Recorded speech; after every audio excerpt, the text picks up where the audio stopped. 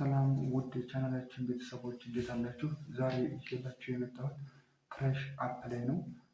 እዚህ ክራሽ አፕ ላይ አንዳንድ ጥያቄዎች እየተነሱ ነው። እነሱን ለመመለስ ነው ዛሬ ይዤላችሁ ቪዲዮ የመጣሁት። ስለ ክራሽ አፕ ብዙ ጥያቄዎች አሏችሁ። ምክንያቱም አንደኛ በኢትዮጵያ የሚሰጠው ነገር እና በሌላ የውጭ ሀገር የሚሰጠው ነገር ይለያያል። የመጀመሪያው። ሁለተኛው ደግሞ እንዴት ነው ከ30 ቀን ወይም ከአንድ ወር በኋላ የሚያወርደው ስቲል ሊዱን ወደ 300 የሚያወርድብን ለምንድን ነው? እንዲሁም ከኤጀንትስ ለምንድን ነው በወሩ የሚያወርደን? ምን ብናደርግ እነዚህን ነገሮች እናስተካክላለን የሚሉ ነገሮች አሉ። ዛሬ እነዚህን ጠቅለል አድርጌ መመልስላችሁ ይሆናል። እንዲሁም እያንዳንዱን ነገሮች እናሳያችሁ ይሆናል ማለት ነው። ስለዚህ ለዚህ ቻናል አዲስ ከሆናችሁ ሰብስክራይብ ማድረግ እንዳትረሱ። ይህ ቻናል አዲስ ነው። ያው የኦንላይን ፕላትፎርም ነው። እንደዚህ አይነት ኦንላይን ፕላትፎርሞች እያንዳንዱ ጥያቄ ሲኖራችሁ መመለስላችሁ ስለሚሆን ይህን ቻናል ሰብስክራይብ ማድረግ እንዲሁም ቤተሰብ መሆን እንዳትረሱ። እንዲሁም ቪዲዮ ከተመቻችሁ ላይክ፣ ሼር ማድረግ እንዳትረሱ። አሁን ቀጥታ ወደ ቪዲዮ አልፋለሁ ማለት ነው። እሺ፣ የመጀመሪያው ምንድን ነው? እዚህ አፕ ላይ በኢትዮጵያ እና በውጭ ሀገር ስንከፍተው ታስኩ ተመሳሳይ አይደለም እየተባለ ያለው እውነት ነው። ተመሳሳይ አይደለም። ለምሳሌ በኢትዮጵያ የሚሰጠን ላይቭ ላይ ተቀምጠን 1 ሰዓት 1000 ይሰጠናል። እንዲሁም ፓርት ላይ 2 ሰዓት ተቀምጠን ደግሞ 800 ይሰጠናል ማለት ነው። አንድ ጊዜ 300፣ አንድ ጊዜ 500፣ 800 ይሰጠናል። ይሄ በኢትዮጵያ ከተከፈተ ነው። በኢትዮጵያ ከተከፈተ። በውጭ ሀገር ሲከፈት ግን ወይም በሌሎች ሀገሮች ሲከፈት ምን ስንት ይሰጣል ማለት ነው? በ1000 ላይቭ ይሰጣል። በፓርት 2000፣ 3000 ይሰጣል። ለስንት? ለወር ነው የሚሰጠው።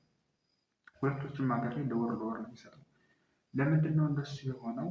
ለወር የሚሰጥበት ምክንያት ራሱን የቻለ ነገሮች አለ። እሱን እነግራችኋለሁ። ግን የመጀመሪያው ነገር ምንድን ነው? በውጭ ሀገር ሲሆን 3000 ነው። በኢትዮጵያ ሲሆን 1800 ነው የሚሰጠው። ያ ማለት የስንት ልዩነት አለ ማለት? የ1200 ልዩነት አለው። እሱ ነገር የሆነው እንዴት ነው? እሱ የራሳቸው ህግ ነው የሰጡን። እንግዲህ ለምን እንደሆነ ባይናገሩም ወይም ምክንያታቸውን ዘርዝረው ያን ያህል ጠለቅ ያለ ነገር ባይኖራል፣ ብቻ በየሀገሩ ይለያል። ግን ለእኛ ሀገር ምንም አይነት ተጽዕኖ አያመጣብንም። ለምንድን ነው? እኛ በሌላ ሀገር እየከፈትን ወይም ቪፒኤን ተጠቅመን በሌላ ሀገር ከፍተን ስንት እንጠቀማለን ማለት ነው? እኛም እንደነሱ 3000 ሪሲቭ እንላለን ማለት ነው። ለምሳሌ ይህን አካውንት ተመልከቱት። ይህ አካውንት የኛ አካውንት ነው። በሴት አካውንት ያውም የከፈቱት ማለት ነው። ተመልከቱት። ከላይ እንደምትመለከቱት ፖይንት ይዟል። 34000 ፖይንት ይዟል። አንድ ጊዜ ዊዝድሮ አድርጓል ማለት ነው። ከዛ ምንድን ነው ይሄው እንደምትመለከቱት፣ ይሄ የሚችሉ የኢትዮጵያ ባንዲራ አይደለም የምትመለከቱት፣ የውጭ ሀገር ባንዲራ። ለምንድን ነው ስከፍተው ቪፒኤን ብቻ ከፈቱኝ ወደ ውጭ ሀገር ቀየረልኝ። ምንም የሚያሳስበን ነገር የለም። በቃ ስለዚህ የመጀመሪያውን ለሌላ ሀገር ልዩነት አለው፣ ለእኛ ደግሞ ልዩነት አለው። ስለዚህ ይህ አፕ አይረባ የሚባል ነገር የለውም። ለምንድን ነው ይረባል? ምክንያቱም እናንተ ቪፒኤን አብሩና ኦሪጂናችሁ ሌላ ሀገር አድርጉት። በቃ ምንም ያመጣባችሁ ኢፌክት የለም። ግን በደንብ ወጥራችሁ ጠንክራችሁ በደንብ መስራት ከፈለጋችሁ ግን እንደኔ ምክር ኢትዮጵያ ከሆናችሁ ኢትዮጵያ ሆኖ ሌላ ሀገር ከሆናችሁ ሌላ። ምናልባት የሆነ ቀን በእናንተ ስር ያሉት በጣም ብዙ ልጆች ምናምን ያው በእርግጥ ቢቀይራችሁ ነው ከሌላ ሀገር ወደ ኢትዮጵያ ቢመልሳችሁ ሌላ የሚያመጣባችሁ ለውጥ የለም። ግን በራሳችሁ ሀገር እንደተከፈተ አሪፍ ነው ብዬ ተስፋ አደርጋለሁ። ግን አያሳስብም። እንደ ሌሎች ሀገሮች እኛም 3000 መውሰድ እንችላለን። 3000 ሪሲቭ ማለት እንችላለን ማለት ነው። ስለዚህ የመጀመሪያ ጥያቄ ተመልሳለች። ቪፒኤን አፍታችሁ በሌላ ሀገር ብትከፍቱት እንደ ሌሎች 3000 ማግኘት እንችላለን። ለስንት? ለአንድ ወር ያህል። በቃ ይሄ ስለ አፑ ትክክለኛ የሆነ ነገር ነው የመጀመሪያው ማለት ነው። ስለዚህ የመጀመሪያው ጥያቄ ተመልሷል። በሌላ ሀገር ከፍተን 3000 ሪሲቭ ማለት እንችላለን። በቃ በላይ በ1000 በፓርቲ ስንት? 2000 ማለት ነው። ሁለተኛው ደግሞ እዚህ ላይ ለሴቶች ሲሆን ነው እንደዚህ፣ ለወንዶች የለም። እሺ፣ ለሴቶች ሲሆን ብቻ ነው 3000 ሪሲቭ ማለት የሚችሉት። ለወንዶች ግን ታስክ አለ። ግን ከ50,000 ጊፍት በኋላ ለምሳሌ ለራሴ 50,000 ጊፍት ብሰጠው 1800 አንድ ሰዓት ፓርቲ ላይ የተቀመጡ ይሰጠኛል። ግን አፕ ለምሳሌ አንድ ሴት ምን ታደርጋለች? አንድ ሴት 50,000 ጊፍት ለራሱ ብሰጠው 3000 የሚሰጣት እንዳለ ሆኖ ተጨማሪ ደግሞ 7 ቀን 1800 ተጨማሪ ይሰጣታል። አስቡት፣ ተጨማሪ ሪዋርድ ነው የሚሆነው። 100,000 ስትሰጠው 500,000፣ 1 ሚሊዮን፣ 5 ሚሊዮን ስትሰጠው ተጨማሪ ሪዋርድ ከ300,000 ሌላ ለ7 ቀን ተጨማሪ ሪዋርድ ደግሞ ራሱ ፕላትፎርሙ ይሰጣታል ማለት ነው። ይህ ከሌሎች አፖች ለየት የሚያደርገው ነገር ነው። ሌሎች አፖች ላይ የሆነ ያህል ለምሳሌ ብትሰጡት ኖርማል 3 ሺህ ወይም ዴይሊ ታስኳን አስቀምጦ እንደገና ሌላ ቦነስ አይደለም የሚሰጣችሁ፣ ደምሮ ይህን ያህል ነው የሚሰጣችሁ የሚል እንጂ ከፋፍሎ አይሰጥም። እዚህ ላይ ሙሉ ተረዱት። የትማፍሉት እና እዚህ ላይ ተረዱት። ለምሳሌ እዚህ ስንት ብትሰጠው 50 ሺህ ጊፍት አንድ ሴት ብትሰጠው 3 ሺውን የብቻ ይይዝላታል፣ እንደገና ሌላ 1800 የብቻ ይይዝላታል ይሰጣል ማለት ነው። ስለዚህ ለሴቶች ነው እንደዚህ የሚሰጠው፣ ለወንድ እንደዚህ አይነት ነገር የለም። እሱን ነገር ተረዱ። ግን ከ50 ሺህ ጀምሮ ጊፍት ለራሳችን ስንሰጠው 1800 እያለ ይሄዳል፣ 4200 እያለ 4400 እንደገና በሰጠነው ቁጥር እሱም በደንብ እየሰጠን ይሄዳል። ይሄ የሚሆነው ግን ምንድነው ጌም ስንጫወት ጋምብል ስንጫወት የሚሰጠን ለራሳችን ጊፍት ስንሰጠው ያ ነው ስቲል ኒድ ቀጥታ ምን እያለ እየመጣ ወደኛ በስቲል ኒድ መልኩ በየቀኑ የሚሰጠን ማለት ነው። ስለዚህ የመጀመሪያው ጥያቄ በሌላ ሀገር ብዙ ሰው ይሰጣል፣ በእኛ ሀገር ትንሽ ይሰጣል ለምን ካላችሁ እናንተም እየቀየራችሁ በደንብ መስራት ትችላላችሁ። ምንም አያሳስብም ማለት ነው። ምክንያቱም ይኸው እየሰራ ስለሆነ ማለት ነው። እየሰራ ስለሆነ ምንም ያመጣብን ነገር ስለሌለ ማለት ነው። እሺ ሌላው ደግሞ እዚች ላይ ማነሳላችሁ ምናልባት ወንድ ከሆናችሁ የራሳችሁን የወንድ አካውንት ክፈቱ። ከዛ ደግሞ ኤጀንት ሁኑ።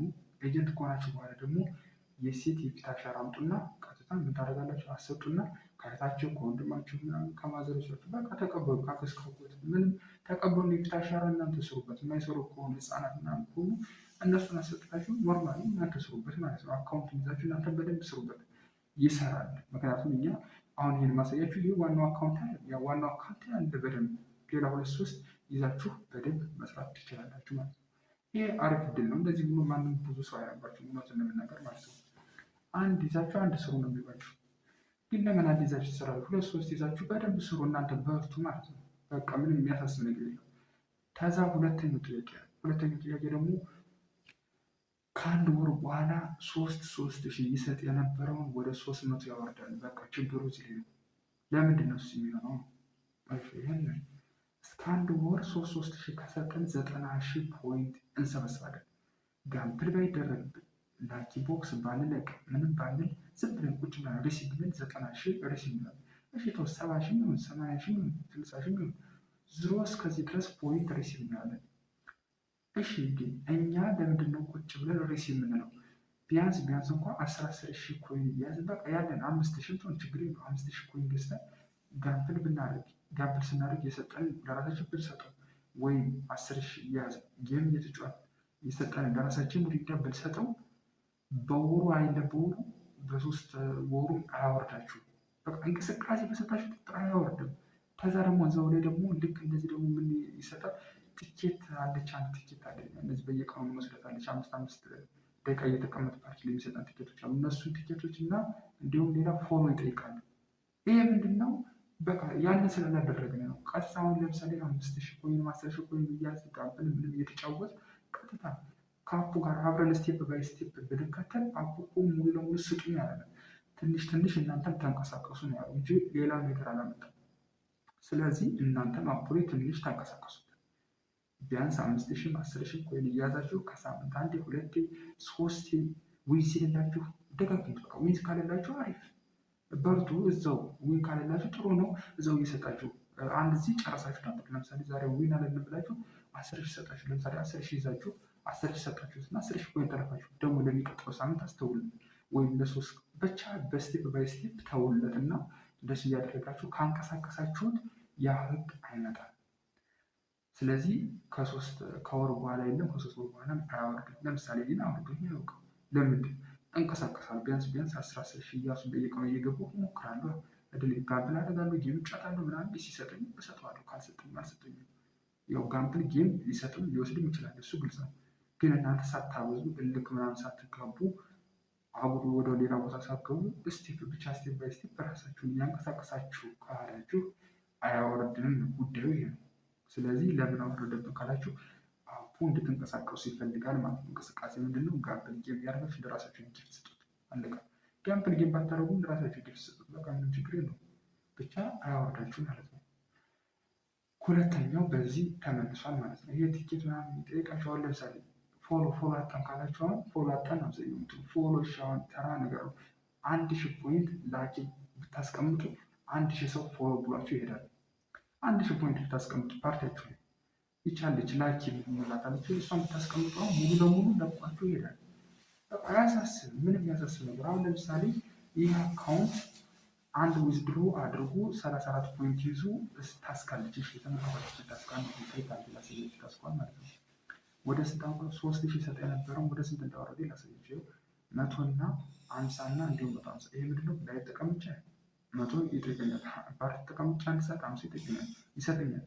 እንደገና ደግሞ 150 ይሰጠኛል። ጠቅላላ ስል 300 ነው ሲሉ ከ3000 ወደ 300 ወረደ። ለምን? አንድ ወር ሙሉ ቁጭ ብዬ ነው የተቀመጡት። ይሄ ምንድነው? ለመቀመጥ ፈልጌ ሳይሆን እኔ ልክ እንደናንተ ጠይቁኝ ለዚህ ቪዲዮ እንዲበቃ ነው እንደዚህ ያደረጉት ማለት ነው እንጂ ይሄንን አሁኑ ነው ማስለቀው። እንዴት ነው የምናስለቀው? እሱን እነግራችኋለሁ። እንዴት ነው ማስለቀው? እሱን እነግራችኋለሁ። ከዛ ደግሞ እዚህ ጋር አድ ኒው ዋን ፎሎ ይላል።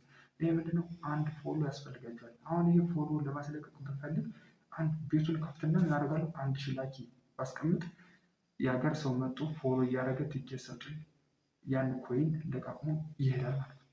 ከዛ ይሄን ነገሮችን አስወገዱ። እንግዲህ በ1000 ኮይን ችግር የለውም። እሺ ግን ሁሌ ነው የሚጠይቀው? ሁሌ አይደለም። ለ5 ቀን ይጠይቃል፣ ለ10 ቀን ይጠይቃችሁ ይችላል። ብቻ ይቆማል። ሁሌ አይደለም የሚጠይቃችሁ። ለምሳሌ እኔን ጠይቁኝ አያውቅም ጨርሱ፣ ግን እንቅስቃሴ ስለማድረግ ነው። እናንተ ግን እንቅስቃሴ ለማታደርጉ ጠይቃችሁ እንጂ እንቅስቃሴ ብታደርጉ አይጠይቃችሁ። ምን አይጠይቀኝማ? ለምንድን ነው ይጠይቃል? ይሄን ግን ይሄ አካውንቱም የራሴ ነው፣ ግን ጠይቅ። ለምን እንቅስቃሴ የለውም? እንቅስቃሴ ቢኖረው አይጠይቀንም ነበር። በቃ ጉዳዩ ሌላ ነገር የለም። ይኸው ተገድቧል። ልክ እንደዚህ 300 ከ3300 2700 ቀንሶ ማለት ነው። ስለዚህ እናንተ እንቅስቃሴ የሚኖረው አፑ መቼም አይጠይቃችሁ እንደዚህ አይነት ነገር። አሁን ይህንን ደግሞ ለማስለቀቅ ምን ላድርግ? 10 ሺህ ይሁን 20 ሺህ ይሁን ኮይን ይዤ ገብቼ ጋምፕል አድርጌ የሰጠኝ ለራሴ ብሰጥ ከፍታ ይለቀዋል። ወደ ስንት? ወደ 3000 ይመልሰኛል። ወደ 3000 ይመልሰኛል። ይኸው ባንዴ ነው ምሳሌ ይህን ቲኬት ፎሎ ምናምን የጠይቀኝን 1000 ላኪ ባስቀምጥ ተፈታ ችግሩ ማለት ነው። ስለዚህ ቀላል ነው። ምናልባት በጣም በዛ ከተባለ 50,000 ፖይንት ሬሲቭ እንድትሉ ነው የሚጠይቃችሁ። በጣም ከበዛ 50,000 ብትሉ 15% ይወስዳል። 15,000 ፖይንት ይወስዳል። 35,000 ይሰጣችኋል። ግን እናንተ በስቴፕ ደግሞ ትመልሱታላችሁ። ግን በየቀኑ ሙጥጥ የምትንቀሳቀሱ ስቴፕ ባይ ስቴፕ የምትንቀሳቀሱ ከሆነ እንዲያው ጨርሱ አይጠይቃችሁ እንደዚህ አይነት ነገር። ስለዚህ 15,000 ሁላ ሰጠነው ይጎዳል ምናምን ካላችሁ ከመጀመሪያ ትንንሽ ገድገድ ብታደርጉት ኑሮ አይጠይቃችሁም ነው። ለምንድን ነው እናንተ ትንሽ እንኳን 100 ብር 200 ብር እንዴት ማውጣት ይከብዳችኋል? ምክንያቱም እሱ እኮ ጠቅለል አድርጎ አንድ ጊዜ 2,000 ብር ነው የሚሰጣችሁ። ለምሳሌ እኛ ሴለር ሆነናል። ለምሳሌ እዛ ስንገባ ለምንድን ነው 500 ዩኤስዲቲ ከፍሎ የሚገባ ሰው? 500 ዩኤስዲቲ ነው። አንድ ሴለር ከሆነ 500 ዩኤስዲቲ ነው ከፍሎ የሚገባ። ኖርማል ተራ አሁን ለምሳሌ ኤጀንት የሆነ በኮይን ሴለሩ ዝም ብሎ ኮይን ሪቻርጅ ለምሳሌ አሁን እኔ ኖርማል በ500 አልከፍልም ብዬ ግን 100 ዩኤስዲቲ 200 ዩኤስዲቲ ሪቻርጅ እያደረኩ በባይናንስ ነው የምገዛ። እንዴት እንደሚገዛ ምናምን እሱን ቪዲዮ እሰራላችኋለሁ። ችግር የለውም። እንዴት እንደምንገዛ ማለት ነው። ከዛ እንዴት መሸጥ እንደምችል እሱን ቪዲዮ እሰራለሁ። ግን ያንን ያህል እያወጣን ነው እምነት ኑሮን አፕ ላይ የምንሰራው። ስለዚህ እናንተ ደግሞ በቃ ቢያንስ 200 ብር እያወጣችሁ ከሳምንት አንዴ ሁለቴ ብትሰሩ እሱ ደግሞ ጠቅለል አድርጎ ያመጣላችኋል። ምክንያቱም ይሄ አፕ እንደሚሰራ ገንዘብ እንደሚገኝ ሁላችንም እናውቃለን። ከሌለ ዊዝድሮ አደራረግ ሰርቻለሁ፣ ቪዲዮችን ካደረጉት ሜቢ ስራለን ካላችሁ 50 ዩኤስዲቲ ምናምን ዊዝድሮ እያደረግ እየሰራ ማሳያችኋል። ምንም ችግር የለውም። አፕ ላይ ስለሚሰራበት ማለት ነው። እንደሱ እያደረጋችሁ አካውንቱን አስተካክሉት ነው፣ አንቀሳቅሱት። ስለዚህ ሁለተኛው ጥያቄያችሁ በዚህ ተፈታ ማለት ነው። እንዴት ይለቅልናል? ኮይን ይዛችሁ ለራሳችሁ ጊፍት ስጡት። ብትፈልጉ ጌም ምናምን ተጫዋቱ፣ ይለቅላችኋል። ምንም አያሳስብ ማለት ነው። ሌላኛው ደግሞ ስለ ኤጀንት ነው። ሶስተኛው ጉዳይ ደግሞ ምንድነው? ስለ ኤጀንት። አሁን ለምሳሌ ሆስት ነው። ሆስት ስለሆነ ችግር የለውም። ምንም የጠይቀው ነገር የለም አካውንት ማለት ነው። ግን ብቻ አሁን ይህን ስለማስለቀው አሁን በነቆርቋቸው ሜትድ አስለቀዋል። ቢፈጅብኝ 20,000 ኮይን ነው የሚፈጅብኝ። የምንም ጋምፕል እንዴት እንደምጫወትበት ምናምን ስለማውቀው በቃ ቀጥታ ገብቼ ጌም ጋምፕል ተጫውቼ አስለቀዋለሁ ማለት ነው። እናንተም እንደዚህ አድርጋችሁ አካውንታችሁን አስለቅቁና ኖርማሊ ስራ ጀምሩ ማለት ነው። ሲሆን ኤጀንት ሆናችሁ ሰዎችን መዝግቡ፣ አስተምሩ ምናምን እንደሱ ብታደርጉ ለእናንተ ነው ጥቅሙ ማለት ነው። ለእናንተ ነው ጥቅሙ። ሶስተኛው ነገር ደግሞ ምንድነው? በወሩ 7 ኤጀንት ካልመዘገባችሁ ያወርዳችኋል የሚል ህግ ነው። የተሳሳተ መረጃም አለ፣ እውነታ መረጃም አለ። የተሳሳተው መረጃ ምንድነው? የግድ 7 ኤጀንቶችን ካልመዘገባችሁ ያወርዳችኋል የሚባል ነገር ሰምታችኋል። ስህተት። 5 ሆስቶችን ብትመዘግቡ 3 ኤጀንቶችን ብትመዘግቡ በአንድ ወር ውስጥ አያወርዳችሁም። በቃ እሱ እኔ አካውንት አለ እንደሱ የሆነ አካውንት አለኝ አላወረደኝም። በጣም አያወርድም። ግን ሆስትም ሳትመዘግቡ ኤጀንትም ሳትመዘግቡ 1 ወር ከሞላችሁ ከኤጀንትነት ወደ ሆስትነት ያወርዳል። ሆስት ምነው ጥቅሙ? ኤጀንት ምነው ጥቅሙ? ምን አለው? ምን አይነት ሴቲንግ ይከፈትለታል? ኤጀንት ለሆስትስ ምን አይነት ሴቲንግ? እሱ ሌላ ቪዲዮ ነው። ምክንያቱም አሁን ይሄ ቪዲዮ ስለሚረዝም ማለት ነው። አሁን ራሱ ረዝሟል። ሰው ምንድነው አንድ ሰው እንዳያወርደው ከፈለገ ማድረግ ያለበት ምንድነው ሆስትን ኤጀንትን በቻለው አቅም ይመዝግብ። የግድ 7 ይሙላ ችግር የለውም።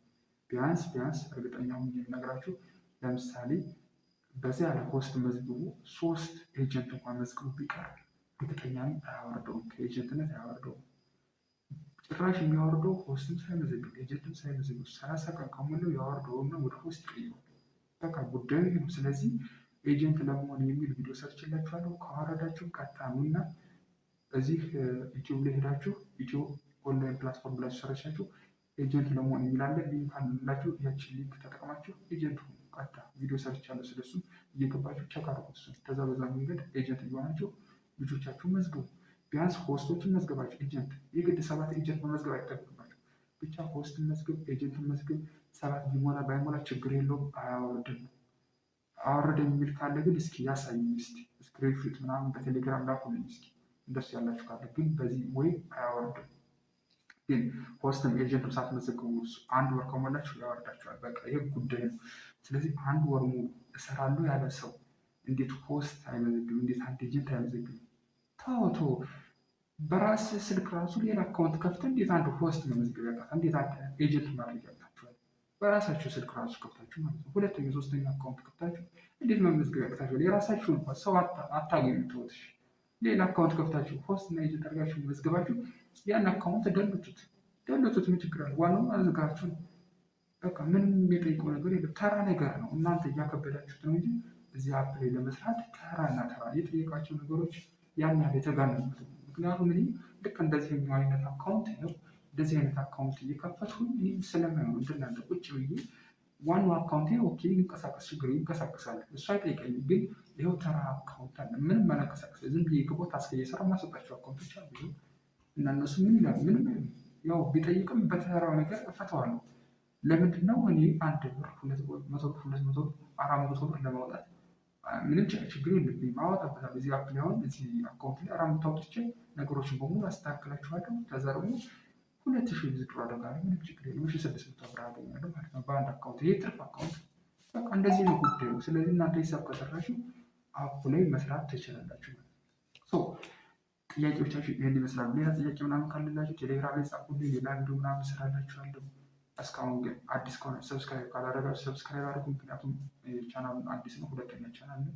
የመጀመሪያው ቻናል ብዙም አልነበረም። ይህንን ቻናል በደንብ እየሰራንበት ነው። ሰብስክራይብ አድርጉ። አዳዲስ ፕላትፎርሞች ይመጣሉ፣ ስለነሱ እናወራለን፣ እንወያያለን። ጥያቄም ቴሌግራም ላይ ጻፉልኝ፣ እመልስላችኋለሁ ማለት ነው። እስከዛው ሰላም ሁኑ።